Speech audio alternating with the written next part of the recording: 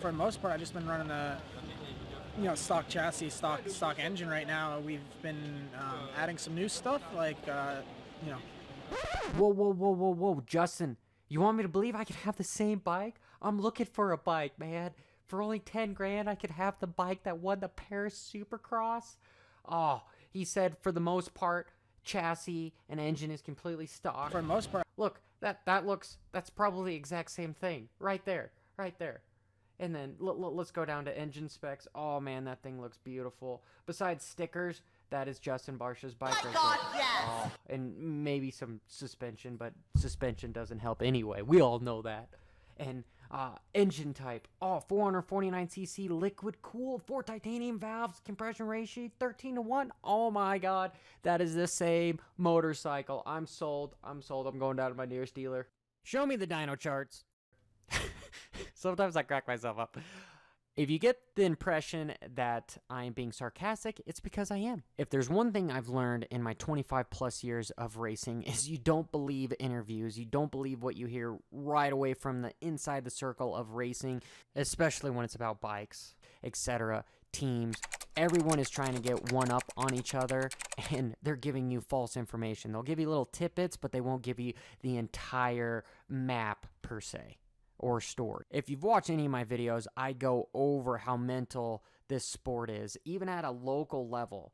Have you been exposed to somebody saying, oh, my kid, he's sick all week, or oh man, we just don't have the money to get going, and yet they're in a fifth wheel and have 5 motorcycles, and they go, oh, my motorcycle has stock. It's the same thing at a professional level. It's just more dramatic.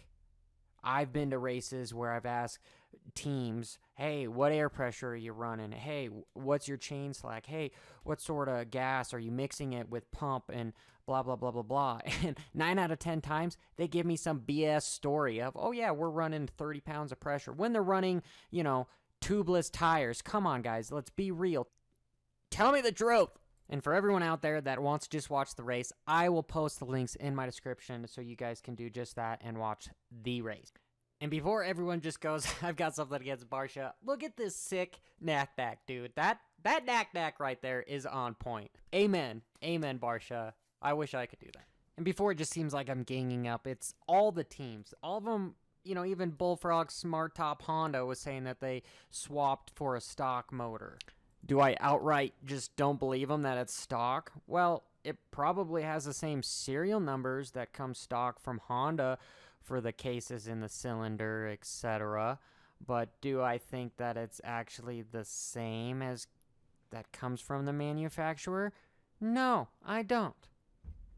Now that I got that out of the way, we all know my views on this. I want to know what your guys' views are. So please, in the comments below, join the conversation. Moving on to the track seemed to flow really well. The rhythms that these guys were doing, the whoop section looked massive and long, which definitely helped Malcolm out in the Super Pole for night 2. Justin Hill won Super Pole night 1. And the dirt seemed as if it was this hard-packed clay that had actually good traction with it. All these guys were doing the same rhythms. The track seemed extremely fast, and it seemed really hard to get a leg up on your competition because you guys are all going pretty close to the same speed. You just have to, who's going to make the least amount of mistakes and get a good start. Just watch these guys go around these corners. It almost seems as if you don't even need to brake because they're these huge, wide 180-degree corners. They just finish whatever obstacle they're on, just coast in that corner, and then just use it as a NASCAR berm and just go right around. There is no braking, per se, for these corners. I personally think Reed looked really fast. His racecraft, he didn't get as good as starts, and he sort of put himself on the ground a couple times, which wasn't really his fault, but it is his fault by getting a bad start, and then you have to deal with everyone around you as far as carnage goes with racing. But I mean, look at his Super Pole time, just a half a second slower. It's not that far off. And as you can see, the lap times don't transition over to the actual main events. They did 22 laps as opposed to a 1 lap, 200% sprint. It was a 41.99 Barcia did. But you can see all the lap times are very consistent. It was very much so an even playing field. But Barcia was able to come from 6th to 1st at SX1 finale. And I did like the whole concept of the super pole. I wish we would do that in the actual Supercrosses because it's just fun to watch and you get to see who actually has the pure fastest speed. Yeah, obviously in the main events you have ruts and etc. that slow everybody down. Who's with me as far as we should implement this or we should show it in the actual Supercross series? I think it's personally more entertaining and better than Dash for Cash. It's definitely safer than Dash for Cash, and you're not having two riders out there trying to take each other out for a mediocre paycheck. This way, it's just fastest guy, one guy out at the track, and it's just a single lap qualifying. I like the idea. Because I could listen to myself talk all day, I'm just going to go over a couple of the riders that I want to see well and I think will do well in Supercross. Obviously, Joey Savatgy, I think he's got something to prove. He just signed a full year for JGR Suzuki, so there's only going to be 2 riders on that team.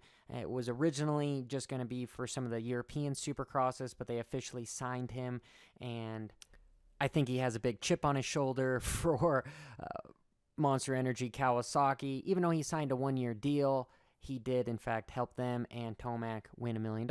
We all remember that. So I'd like to see him really do well. Then there's Dylan Fernandez. For those of you that got that because I have a hard time pronouncing his last name, I'm just going to call him Dylan. Personally, I think he's going to win the Lights Championship in Supercross this year. And in 2021, that's when he's going to make the big move to 450. He definitely showed he's competitive on a 450. Was it stock? And you gotta give it out to Malcolm Stewart. He won a moto or a race at the Monster Energy Cup just a few weeks ago, and he won 3 of the 6 races here in Paris. Guy is super skilled in the whoops, besides his little mishap he had last year in Supercross that broke his femur. But I personally, quote me, I think he's going to win a race this year. I don't think he's going to be the 2020 Supercross champ, but I think he's definitely going to win at least one of the 17 rounds if he stays healthy. Ending on a predictable note with Justin Barcia. He is the king of Paris. I think of him sort of as a wild card. I'd be amazed, definitely amazed if he won the 2020 Supercross season. Nothing against this guy. I think he's fast enough to be able to do it. He just has to put everything together. He did win Anaheim 1 last year, so he's proven he can do it. He's just got to put everything together. He's 27 years old. He's running out of time, just like a lot of guys. Tomac, Marvin, even Roxon. But let me know what you guys think if these bikes are, in fact, legitimately stock. They just fly over to Paris, grab an actual stock bike from a dealership and go racing and just bring suspension over. Or do they bring a lot more stuff with them because nobody wants to lose? Anyway, guys, this is Jotty. Barcia!